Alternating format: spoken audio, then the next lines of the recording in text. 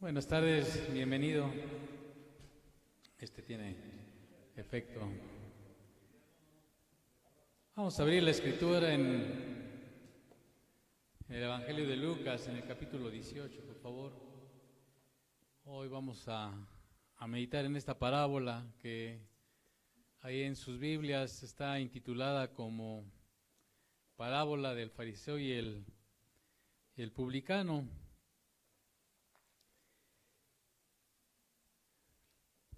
La última vez que anduvimos por acá estábamos hablando del rico insensato y de lo terrible que es confiar en las riquezas, en las cuestiones materiales, y hoy vamos a ver de otro aspecto, que es a veces confiamos en nuestra religión, en las cosas, en los ritos externos, y tampoco eso es digno de poner nuestra confianza.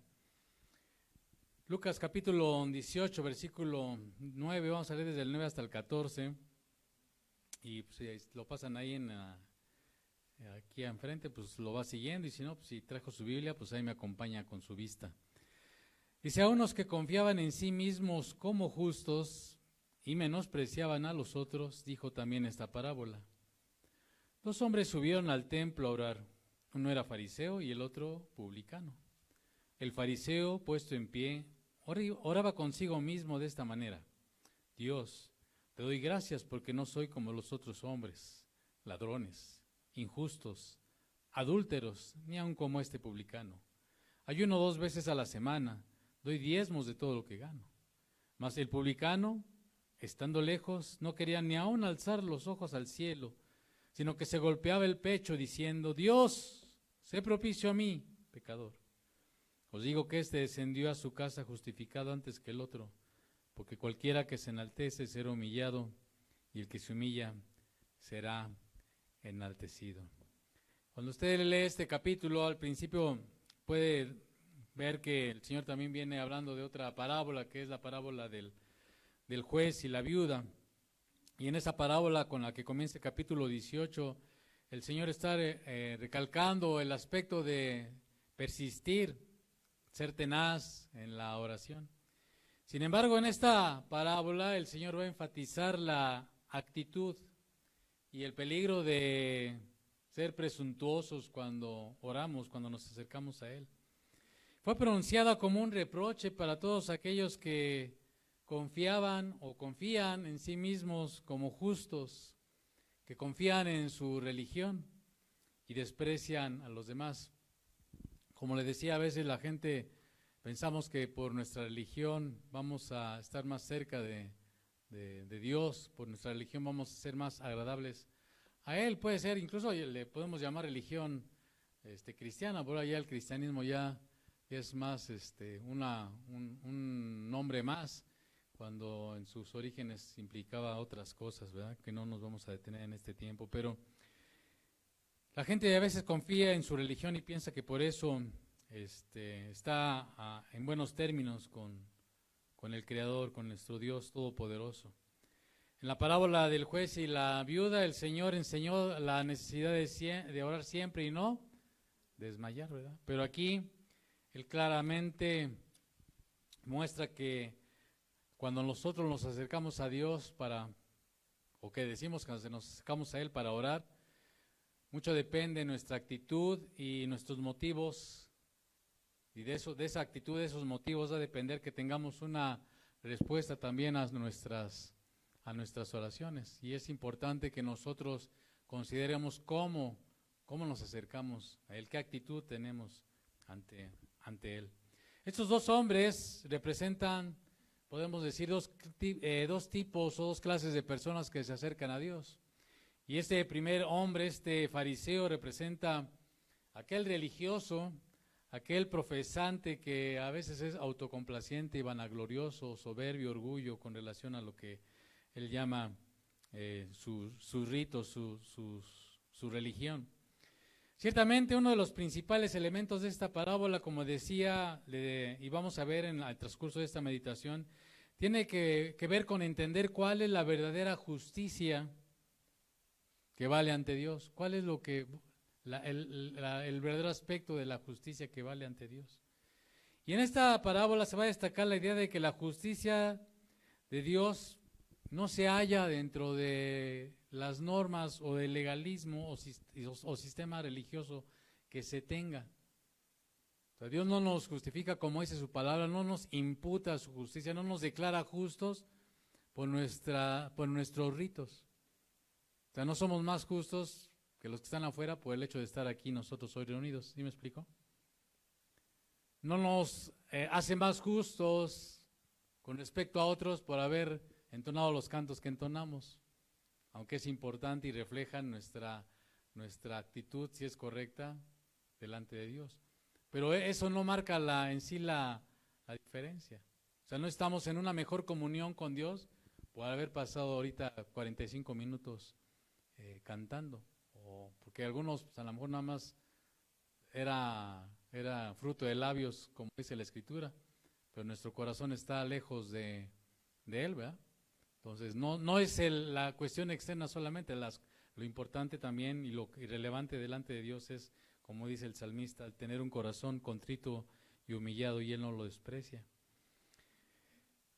¿Cómo era el legalismo de este fariseo? Ya usted ha oído en otras ocasiones que hemos hablado de los fariseos, de los publicanos, pero vamos a recordar un poquito qué era el legalismo de este fariseo. Usted se da cuenta al leer que este fariseo, igual que el pueblo de Israel, ahora que hemos estado estudiando los profetas, el pueblo de Israel antes de ser llevado cautivo por los babilonios, por mano de Nabucodonosor, de ser desarraigado de su tierra, ellos estaban muy confiados de que eso no iba a pasar porque ellos tenían un lugar de adoración, que era el templo que había construido Salomón.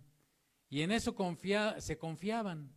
Ellos pensaban que esas cosas nunca iban a llegar. Estaba recordando en estas semanas al profeta Jeremías en mi devocional, y esta gente decía, no, es que lo que tú nos dices, Jeremías, eso no puede ser porque aquí está este templo. ¿Se acuerda que aún cuando el Señor estuvo en esta tierra, los discípulos no le decían, ya no era el templo de Salomón, era otro templo que se había reconstruido, pero le decían, mira este templo.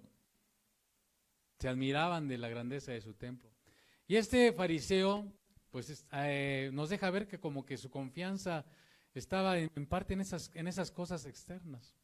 Mucha gente hoy va a lugares especiales porque piensa que en esos lugares especiales se está más cerca de ¿quién? De Dios, ¿verdad? Y confían en que si al ir a ese lugar de una determinada manera, pues van a alcanzar el favor del Dios que ellos tengan concebido en su mente. No le vamos a poner ahorita nombre ni apellido. Entonces piensan que por ir al lugar allá por el norte, por rumbo Lindavista, pues piensan que tiene una mejor relación con Dios, o por ir a la Meca, por poner otro nombre, ¿no? Y así podríamos hablar de muchas religiones, porque la religión no nos salva, la religión no nos hace tener una comunión íntima con Él. Y muchas religiones están fundamentadas en un lugar. Y a nosotros que estamos aquí, el estar aquí no es que nos esté acercando más a Dios, ¿o sí? O estaremos más cerca nosotros que estamos aquí que los que están viéndonos por el Face. Ni uno ni otros, ¿verdad? El religioso, o los religiosos en términos generales, piensan que ellos no tienen necesidad de Dios, porque están confiando en su propia justicia, en sus obras. Su fe está fundamentada en lo que ellos hacen para Dios o ellos creen que hacen para Dios. Y se creen capaces de cumplir aquellos requisitos que la misma religión ha establecido. Por ejemplo, hablando de los fariseos, ellos muchas veces tuvieron encuentros fuertes con el Señor Jesús porque el Señor les decía, es que ustedes han revestido la esencia de la palabra del Señor con mandamientos de hombres que Él no ordenó, que Él no mandó. ¿Se acuerda que alguna vez Él hablando acerca de los rituales, de lavarse las manos, hay que lavarse las manos antes de comer, como dice el comercial, y después ir al baño, pero ellos le decían al Señor lo juzgaban y lo criticaban a él y a sus discípulos porque no, ¿qué? No se lavaban las manos, pero no es que no se lavaran las manos o que fueran sucios, no, sino que ellos no seguían al pie de la letra todo el ritual de lavarse las manos, que consistía pues en hacerlo 7 veces, y era todo un ritual. Y el Señor tuvo que decirles que no es lo que entra en el hombre lo que contamina al hombre, sino lo que está en el hombre lo que contamina el hombre. Y así muchas veces el Señor le decía, es que ustedes invalidan con sus mandamientos de hombres la esencia, las ordenanzas que Dios ha establecido en su palabra. Entonces un religioso piensa que por sus obras él podrá ser justificado, cuando la Escritura dice que nadie por sus obras puede ser justificado. O sea, es más, nosotros no estamos en mejores términos con Dios por haber venido hoy este día. Qué bueno que apartó el tiempo, qué bueno que se esforzó, qué bueno que está aquí. Pero no por eso tenemos una mejor comunión necesariamente con Dios, porque no es necesariamente lo externo lo que nos justifica o lo que es agradable delante de Dios, sino va acompañada con la actitud correcta en los términos que el Señor nos manda en su palabra. Este religioso, este fariseo, ante la presencia de este publicano, de este pecador, solamente, como nos dice la Escritura, sentía menosprecio. Sí, está conmigo ahí en el versículo 9. Dice, a unos que confiaban en sí mismos como justos y menospreciaban a los otros. Nunca, hermano, debemos de menospreciar a los demás. Nunca, jamás, nunca. A veces adoptamos actitudes santurronas ante nuestros compañeros, y a lo mejor sí será un mujeriego, un borracho, un adúltero, y lo sabremos y será de todos conocido, pero eso a nosotros no nos da de ningún derecho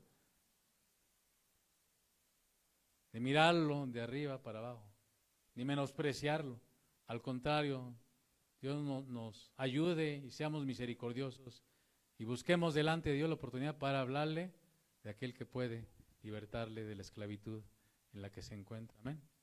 Pero de ninguna manera somos llamados a condenar. Eso es a lo que se refería el Señor cuando dijo que no nos ha llamado a juzgar.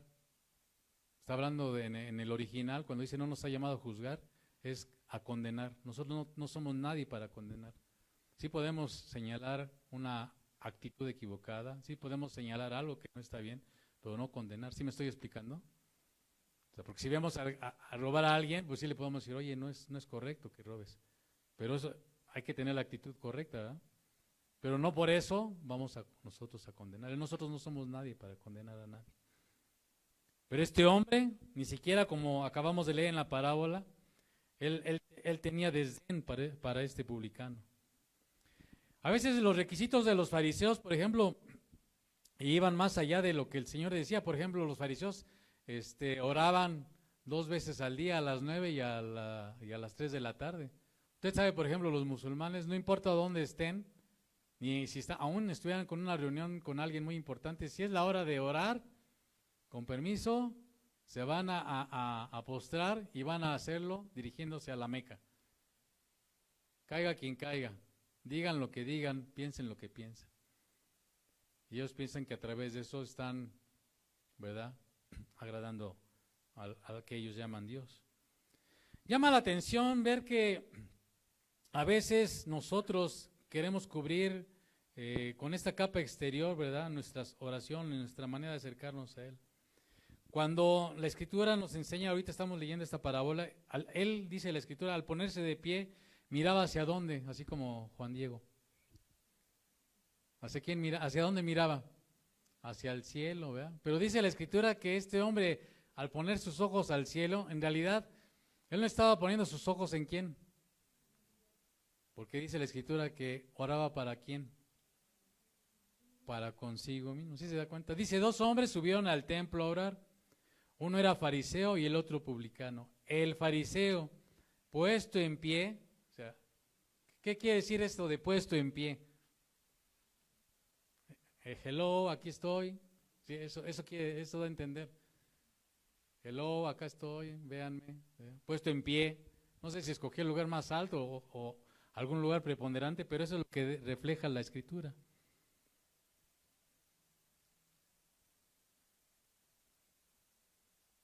Oraba, dice el versículo 11, oraba consigo mismo de esta manera.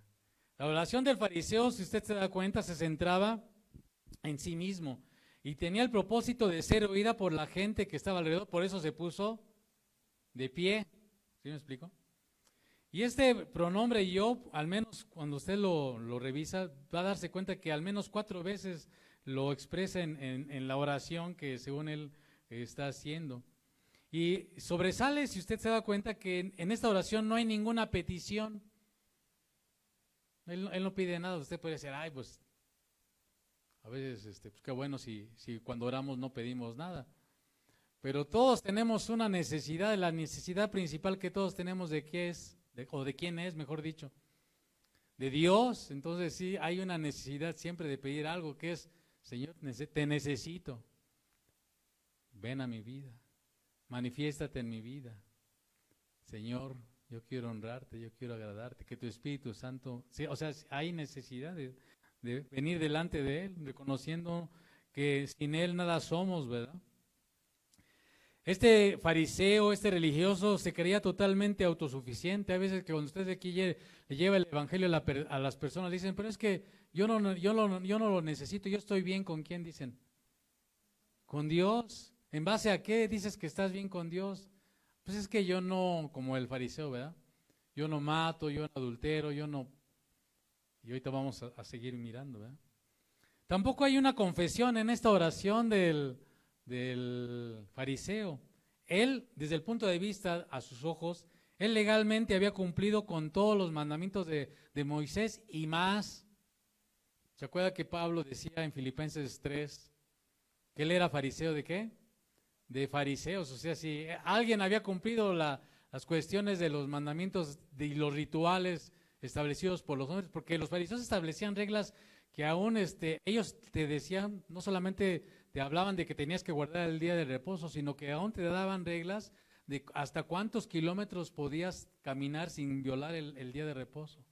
Hasta cuánta carga podías tú levantar sin violar el día de reposo. O sea, había una serie de normas y de ritos estrictos en relación a por ejemplo, hablando del Sabbat, ¿verdad? Y este hombre se creía a sus ojos completamente inocente, pero como ignoraba lo que dice la Escritura, que por gracia somos y no por obras, para que nadie se gloríe. No es por obras, amado. Aún lo que hacemos, si algo, decía Pablo, si algo debe gloriarme, no es ni ser apóstol, ni en llevar el evangelio. Si algo he de gloriarme es, decía él, es en la cruz de Cristo. ¿Por quién? Yo estoy muerto al pecado. Y vivo para Dios, ¿no? Este hombre ignoraba el papel de la gracia de Dios. Él se justificaba a sí mismo. Así que vamos a resumir algunas características de este religioso, de la gente en general que confía en sí misma. Y yo espero que nosotros que estamos hoy en esta reunión y aquellos que nos están viendo, tengan presente esto. A veces la gente confía mucho en sí misma, en sus obras, cuando la Escritura dice que nuestras obras son delante de Él como trapos, y no se sienta mal las damitas, pero eso es lo que dice la Escritura, son como trapos menstruales. Son trapos de inmundicia. Eso es lo que dice la Escritura en Isaías. Este hombre, como decíamos, creía en ser religioso, pero no creía en la justicia de Dios. Este fariseo, como decíamos, va al templo a orar, ¿verdad? Y muchos pensamos que por ir a un lugar, ¿verdad? Y mantener solamente un revestimiento de reverencia, con eso es suficiente. Cuando no es así.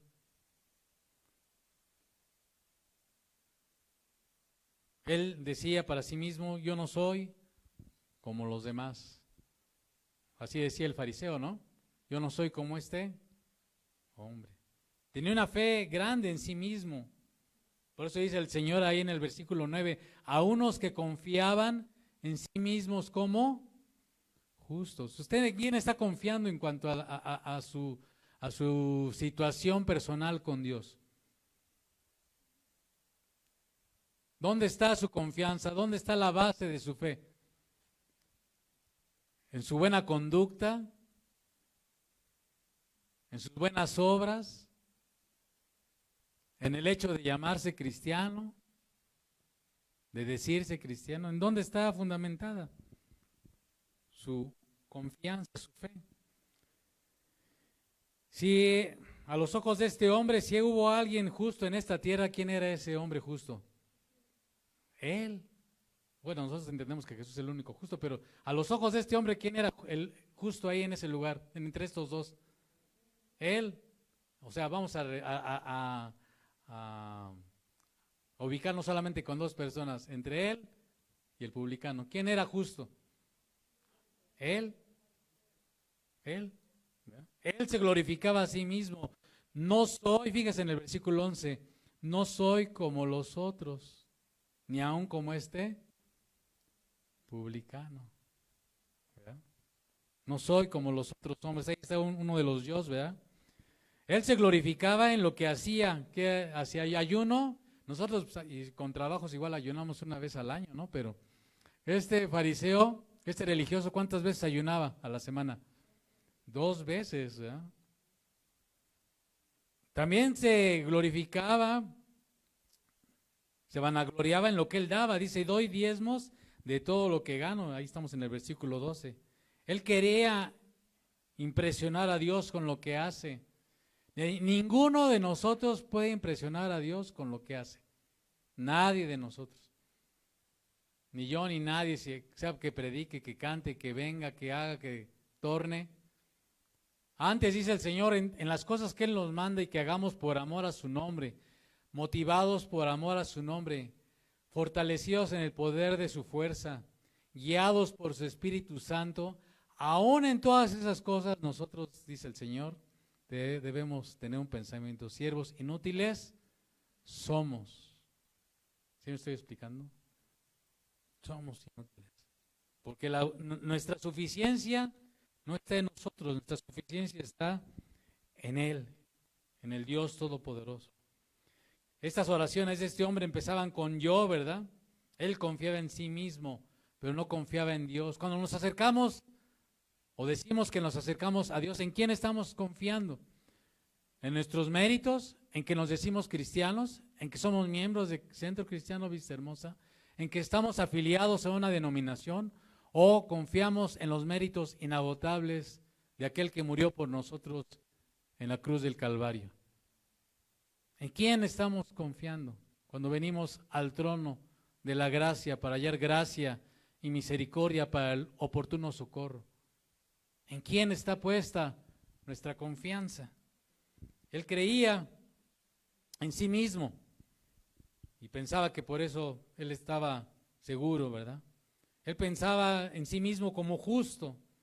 Él no tenía, a lo mejor como nos dice Apocalipsis 3:17, no tengo necesidad de nada. Fíjese que esta escritura en Apocalipsis 3:17, el Señor Jesús mismo está hablando a su iglesia y la llama al arrepentimiento y le dice ahí el Señor Jesús, a lo mejor nos está diciendo a algunos de nosotros estas cosas hoy. Tú dices, yo soy rico y me he enriquecido y de ninguna cosa tengo necesidad, y no sabes que tú eres, porque a veces la religión, el formalismo, el legalismo, solamente quedarnos con las cáscaras, con lo de afuera, ¿verdad? Nos enceguece. Y no sabes que tú eres un desventurado, miserable, pobre, ciego y desnudo. ¿Verdad? Cuando el único que nos puede enriquecer, cuando el único que nos puede revestir, cuando el único que puede alumbrar la oscuridad de nuestra vida es Jesús. Amén. Nuestro Dios todopoderoso. Este hombre pertenece, como dice Proverbios 30:12, a esa generación que se consideran limpios en su propia opinión.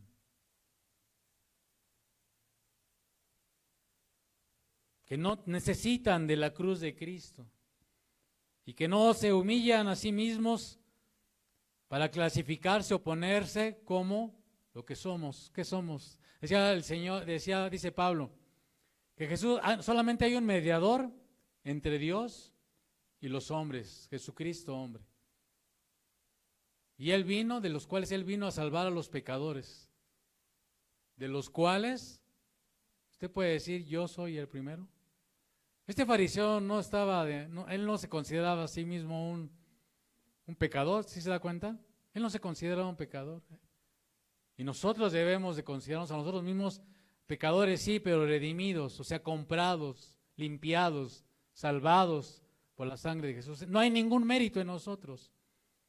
Y la invitación, pues, para todos aquellos que no lo han experimentado es que hoy puedan acercarse a Él como este publicano se acercó, ¿verdad? Este hombre menospreciaba a los otros. Los religiosos menosprecian a aquellos que no están guardando todos los ritos que guarda la religión que ellos profesan o en la que ellos creen, ¿verdad? Sin embargo, pues ellos ven a los demás con tantas fallas, con tantas imperfecciones que no pueden soportarlos. Su alma está llena de justicia propia y no tienen misericordia ni compasión por aquellos que son igual de pecadores que ellos, pero a veces no lo reconocen. El religioso a veces está tan hinchado de orgullo,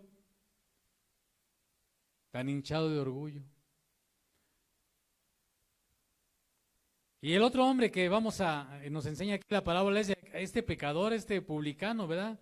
Ya hemos hablado de los publicanos, eran gente odiada, no solamente por los fariseos, sino por la mayoría de los judíos, eran considerados traidores, eran burócratas a las órdenes del sistema romano, del imperio romano para cobrar impuestos, ¿verdad? Y cualquiera que los veía a ellos, realmente los veían como gentes despreciables.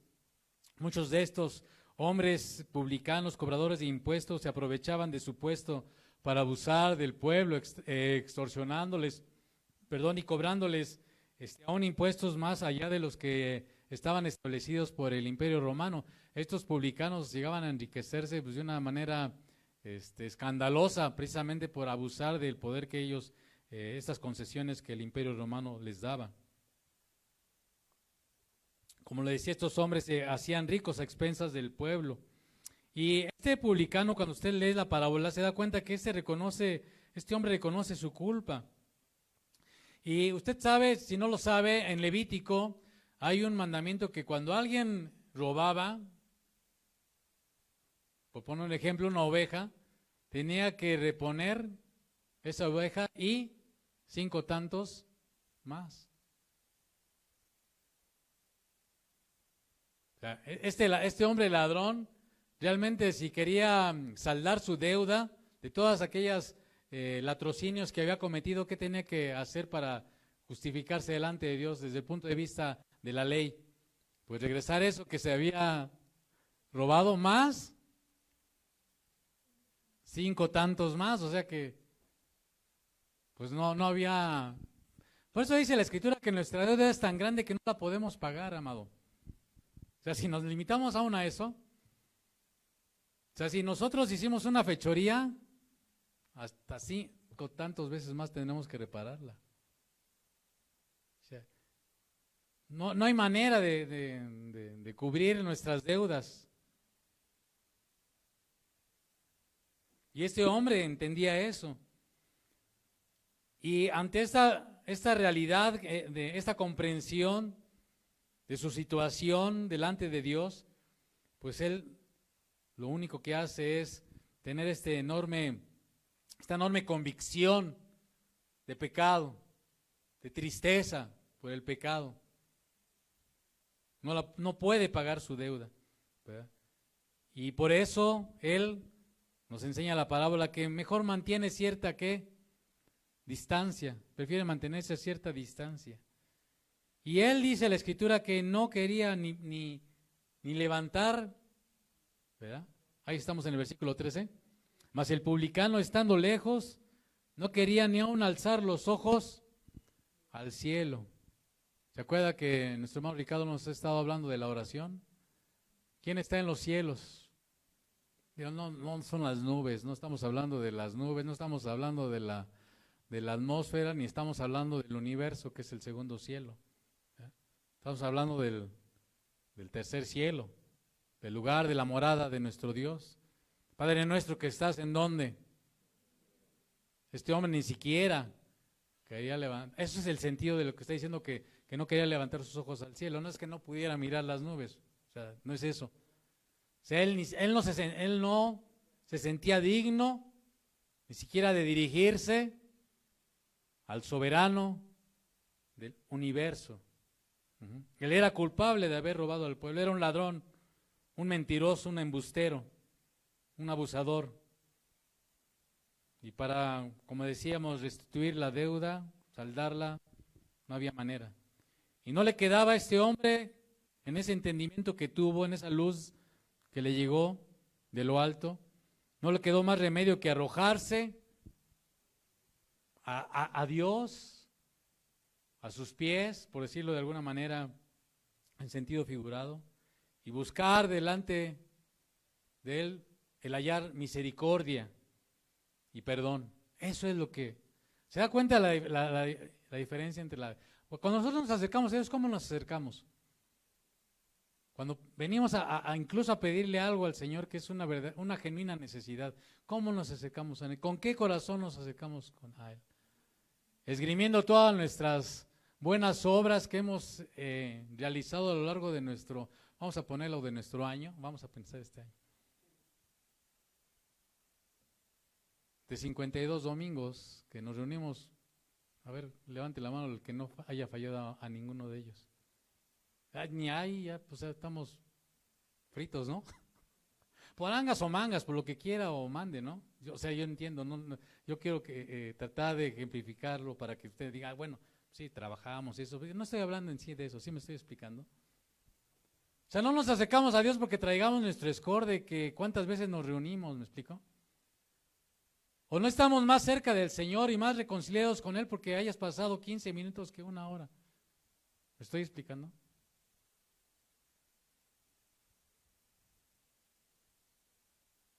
Este hombre, una de sus características que resalta es que es sensible o se da cuenta de su lugar delante de Dios. Él reconoce la santidad de Dios. Por eso dice que ni siquiera quería, ¿qué? Alzar los ojos. Cuando venimos a Él, entendemos nuestra posición, hermano. Delante de quién, a quién le estamos dirigiendo nuestras oraciones. Delante de quién estamos hablando. Creo que el Señor necesita seguirnos ayudando a tener cada vez una mayor conciencia, una mayor percepción de esta verdad. Porque a veces lo tratamos a Él como si fuera perdón Señor, como si fuera cualquiera. Y confundimos cuando el Señor le dijo a sus discípulos, yo no les voy a llamar siervos, les voy a llamar amigos. Pensamos que está hablando desde así, de chócalas y de... ¿No? Y nos olvidamos de quién es Él, de lo grande que Él es, del Dios todopoderoso al que nos acercamos, del Dios majestuoso. Que el Señor nos ayude a tener cada día más conciencia de cuando dirigimos a Él nuestras oraciones, ¿verdad? Y Él se da cuenta de esa gran distancia, este hombre se daba cuenta de esa distancia que lo separaba de Dios y de su posición. Yo espero que si tú te das cuenta de esto, pues busques que el único camino para acercarse al Padre es Jesús. Estando lejos, establece esa verdadera posición que a veces como pecadores hemos tenido ante Él. Efesios 2:13 dice lo siguiente, hablando de nosotros que por su gracia ahora hemos venido a pertenecer a la familia del Señor y Él nos ha comprado y nos ha redimido con su sangre. Dice Efesios 2:13, pero ahora en Cristo Jesús, dice, en Cristo Jesús, no es porque ni seas miembro de Centro Cristiano Vistahermosa, ni porque tu pastor hablando en el ministerio sea el hermano Daniel. O sea, no es por eso que hallamos el favor de Dios, es porque estamos en ¿quién? Por eso tenemos que asegurarnos que estamos en ¿quién? En Cristo. Tú y yo tenemos que asegurarnos que estamos en Cristo. Vosotros que en otro tiempo estabais lejos, así estábamos, sin Dios, dice Efesios, sigue diciendo ahorita, yo no se lo voy a leer, pero sin Dios, sin fe, sin esperanza, ajenos a las promesas y ajenos a los pactos de Dios. Así vivíamos nosotros de una manera perdida, extraviados, sin conocimiento de Dios. Decíamos que le conocíamos o habíamos oído de un Dios, hacíamos rituales a un Dios, pero no era el Dios que hoy, si lo conocemos, que nos enseña la Escritura y que todavía nos falta más por conocerle, es el que quiere que estemos en Él, ¿verdad? Dice, pero ahora en Cristo Jesús, vosotros que en otro tiempo estabais lejos, habéis sido hechos cercanos por la sangre de Cristo. Él es nuestra suficiencia, amado. No son las obras, sino es la obra del Señor Jesús. Dice Hebreos que es necesario que los que se acercan a Dios crean que le hay y que es galardonador de los que le buscan.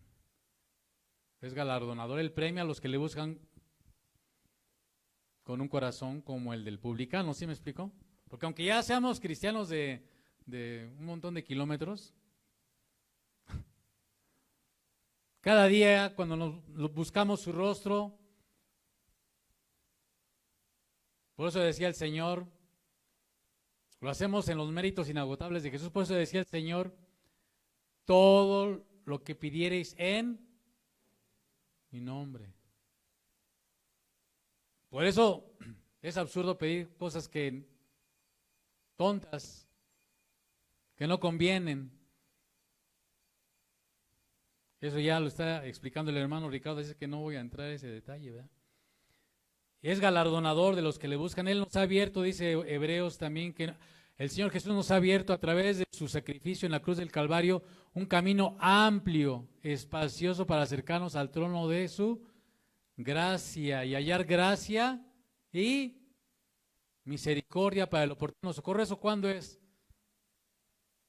Nada más la primera vez que le conocimos, cuando empezamos a andar en la fe. ¿Eso nada más aplica para esa ocasión? Siempre, ¿verdad? Siempre, siempre, siempre es, Señor, vengo delante de ti, no por mis méritos, no, yo no soy nada, yo, Señor, delante de ti, soy un pecador. Si no fuera por tu gracia, si no fuera por tu amor, si no fuera por tu bondad, si no fuera por tu misericordia, ¿verdad? Exacto. Porque Él ha tomado, nuestro Señor Jesús ha tomado nuestro lugar, el justo por los injustos, ¿verdad? Recordando y teniendo presente, amado, que la paga del pecado es la muerte, más el regalo de Dios es vida eterna en Cristo Jesús, Señor nuestro, amén. Entonces este hombre era consciente de la santidad de Dios y consciente de su propia maldad, de su propia situación, amado. Y nosotros tenemos que guardar eso siempre en nuestra mente. ¿Quién es Él y quiénes somos nosotros? ¿Cuál es nuestra posición delante de Él? Y reconocer que tenemos una necesidad de que Él se ponga a favor de nosotros. Por eso dice la Escritura, más el publicano estando lejos, no quería ni aún alzar los ojos al cielo. Él reconocía quién era Dios y quiénes somos nosotros. Muchas veces nosotros a veces nos acercamos a Dios exigiéndole que Dios nos perdone, ¿no? Cuando tenemos una actitud de exigencia. Por eso esas oraciones de exigencia, a veces absurdas, de proclamación, declarando cosas que Dios no declara, son una aberración delante de Dios. Nadie de nosotros puede exigirle nada a Dios. Nada. Tenemos que tener cuidado con esa actitud. Por eso les decía, golpeándose el pecho, que era una manera que en ese tiempo la gente expresaba su dolor ante algo que ellos tenían dentro de sí. La gente tenía esa costumbre de golpearse el pecho, por eso lo dicen, pues no te des golpes de pecho. Obviamente, pues, igual que el fariseo, pues nada más, ¿cómo se llama? Externo, pero no acompañado de una actitud de arrepentimiento, de reconocimiento de la falta, pues entonces es nada, son cosas vacías, huecas, ¿verdad? Pero aquí nos da a entender, a diferencia de lo que estamos diciendo, que esto expresaba una necesidad de que el Señor se pusiera a favor de él, dice, sino que se golpeaba el pecho diciendo, Dios, era una súplica, no era una orden, era un clamor, Dios, por favor, ¿qué? Sé propicio a mí. Señor, sé propicio a mí. Yo necesito de que tú te pongas a favor mío. ¿Ya? Lo único, dice la Escritura que sin derramamiento de sangre no hay perdón de pecados. Sin derramamiento de sangre no hay perdón de pecados, seas quien seas. Por eso el Señor Jesús vino a derramar su sangre por nosotros, el sacrificio más perfecto, y que cumple con todos los requisitos de la justicia de Dios. Porque repito, la paga del pecado es muerte, es la muerte. ¿Verdad? Cuando un hombre está completamente convencido de su culpa ante Dios, no va a tener dificultad en reconocer que el Señor Jesús tomó su lugar para morir. Él entiende que Él, nuestro Señor, es la única esperanza de la salvación y está agradecido a Dios por el sacrificio que hizo su Hijo amado por nosotros en el Calvario. Amén. Entonces, aún nosotros, amados, estamos aquí por la gracia de Dios, porque nosotros reconocemos que estamos aquí por el sacrificio de Jesús en la cruz del Calvario. ¿Ya? Y esto nos lleva a ir concluyendo. Esta parábola no solamente contrasta estas dos actitudes de las personas ante Dios, sino también nos deja ver que a veces que tenemos ideas bien erradas de parte de Dios.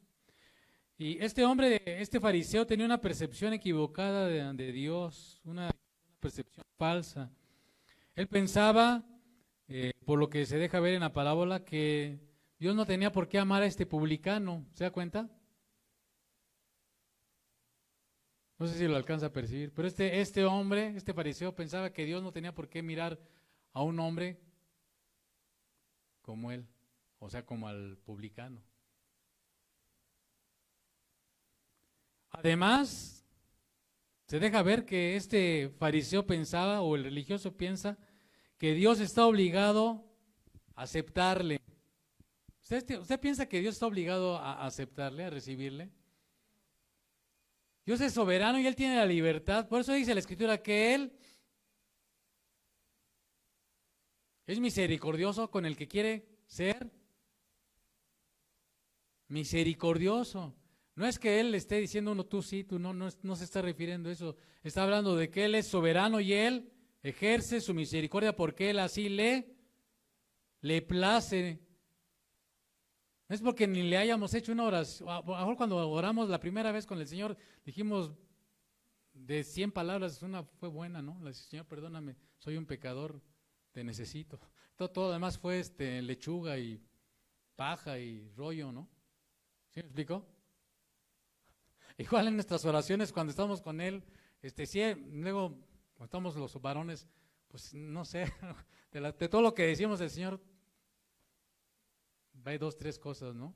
Y no es que no hagamos, nos extendamos, no estoy hablando de eso, no sé si me explico, espero que no vaya usted a pensar que, porque también usted no piense que porque se echó una super oración así bien, una perorata bien largota, por eso, usted ya, el Señor ya lo, fue una oración mejor escuchada que una de 2, 3 palabras, o sea, sí me estoy explicando, tenemos que tener cuidado con la actitud.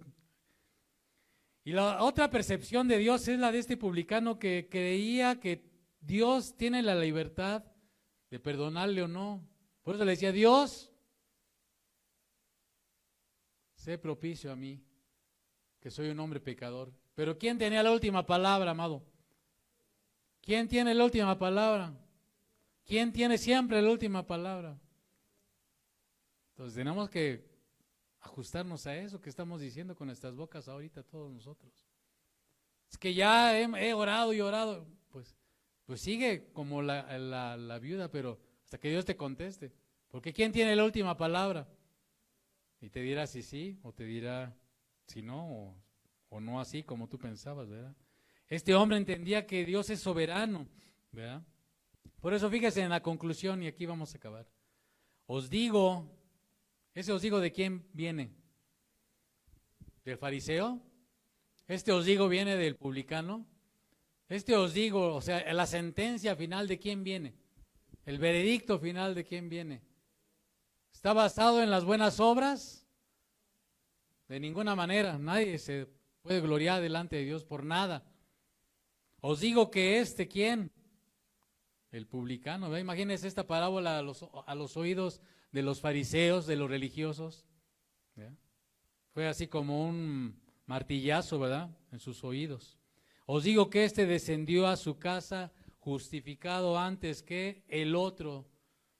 Porque como dice la Escritura, en Santiago 4, usted léalo ahí con calma en su casa, también que es un pasaje que también nos habla de este aspecto. Porque cualquiera que se enaltece, cualquiera que se ensalza a sí mismo, cualquiera que se enorgullece, que piensa que por sus buenas obras, por su buen cristianismo, está más cerca de Dios, pues estás equivocado, hermano. Siempre va a ser, y no estoy diciendo que no caminemos en justicia, no estoy diciendo que no estemos guardando sus mandamientos, pero ¿cómo estamos guardando sus mandamientos? ¿Cómo estamos caminando en justicia? ¿O en la justicia de quién estamos caminando? ¿Verdad? Porque cualquiera que se enaltece, ¿qué será? Y el que se humilla será enaltecido. O sea, cuando nosotros venimos, sí, Señor, reconozco mi necesidad de ti. Aún en lo material, en cualquier aspecto de nuestra vida, yo te necesito. Yo te necesito. Y pues póngale todo lo que quiera, como hombre, como mujer, como trabajador, como hijo tuyo, Señor. Para andar en santidad, ¿qué necesitamos? De Dios, ¿no?